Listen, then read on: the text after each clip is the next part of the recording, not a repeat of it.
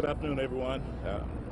I believe it was Sunday evening when I became aware of a possible report from August of 2019 concerning Anthony Warner. The matter record report in and of itself presented a number of questions to which we needed to find more information about before we discussed it publicly. Research on the August 2019 call and police action began on Sunday and continued through this morning as we got more information. Here's what we know. On Wednesday morning, August 21st, 2019, South Precinct patrol officers responded to Seaford Lane on a report from an attorney that a woman who lived there had made suicidal threats and was sitting on her front porch with firearms.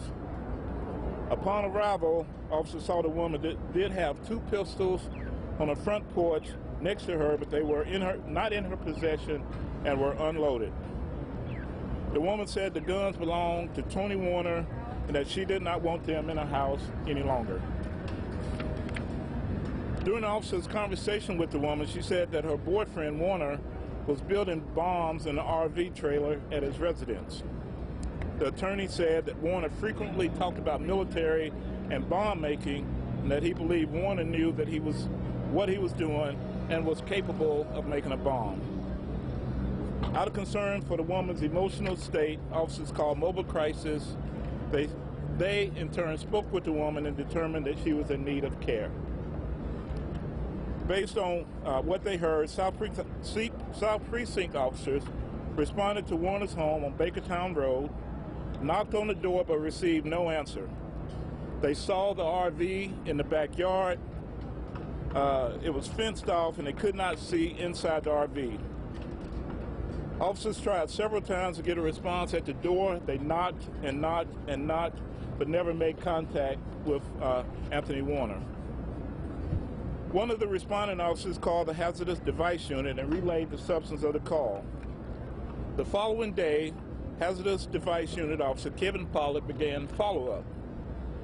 On the 22nd, Officer Pollard sent a narrative over to the FBI Nashville office to do a check on Warner for prior military connections.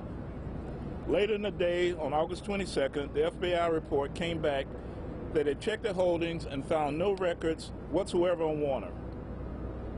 On August 28th, the FBI reported that Department of Defense checks on Warner was all negative.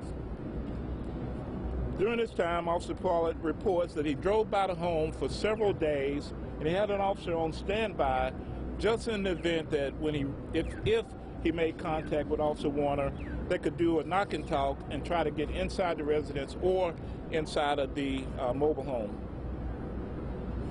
Officer Pollard continued trying to make contact with Warner through no avail through his landline as well. On August 29th, 2019, Officer Pollard phoned the attorney who was on the scene during the suicidal call. During that conversation, Officer Pollard said that he was attempting to locate Warner and that he was told that he was known to go on camping trips for weeks at a time.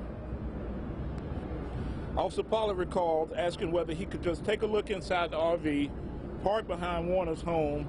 Officer Pollard recalls the attorney telling him that Warner did not care for the police and I'm not going to be able to let you all do that. It's a quote.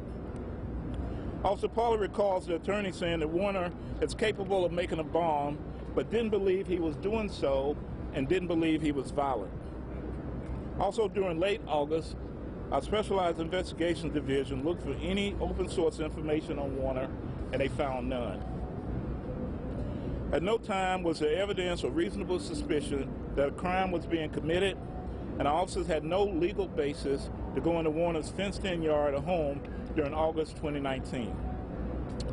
No additional action was taken after late August, and to the best of my knowledge, no other reports or information about Warner came into the police department. We did not have the knowledge in August 2019, and we had no legal basis for search warrants or subpoenas based on what we knew at the time. Officer Pollard, as a member of our HDU team, has been working the blast site with our federal partners, and I actually pulled him off of the site this morning to get more information pertaining to this. With that said, I'll take any questions. Hey, Chief, a couple of questions here. I'm curious. I know that obviously there's a process here, and hindsight is 2020. But what would it have taken for officers to have legally searched that RV? Well, to our knowledge, we only had one call for service. That was the lady who had made suicidal threats, and that she was subsequently unavailable. We received no other calls, so it would have been good if we had received more calls. Officer Pollard, who works in our explosive unit, said he couldn't smell any type of explosive at the house. There was no signs of any bomb making, so it would have taken signs that a crime was being committed, that a bomb was actually being made. But to the officer's view, the only thing he saw was an RV that he couldn't see inside and that he wasn't allowed access into it. You had the girlfriend's claim. Chief, you had the girlfriend's claim. Just one more quick question. You had the girlfriend's claim he was making a bomb in the RV. You had the attorney's claim that he had the knowledge to do it, and yet that still wasn't enough. That's not enough. I mean, you have a girlfriend that said that, and really they could say that about me. They could say that I have the ability, that I'm making a bomb, and that I have the ability to do so, but it doesn't give people the right to go inside. But even with that being said, the officers knocked on the door several times. They contacted the attorney. They wanted to get permission to be inside. They had no basis for a search warrant or subpoena. And so based on that, the attorney said he wasn't going to allow that to be done. And so the officers couldn't do any more at that point.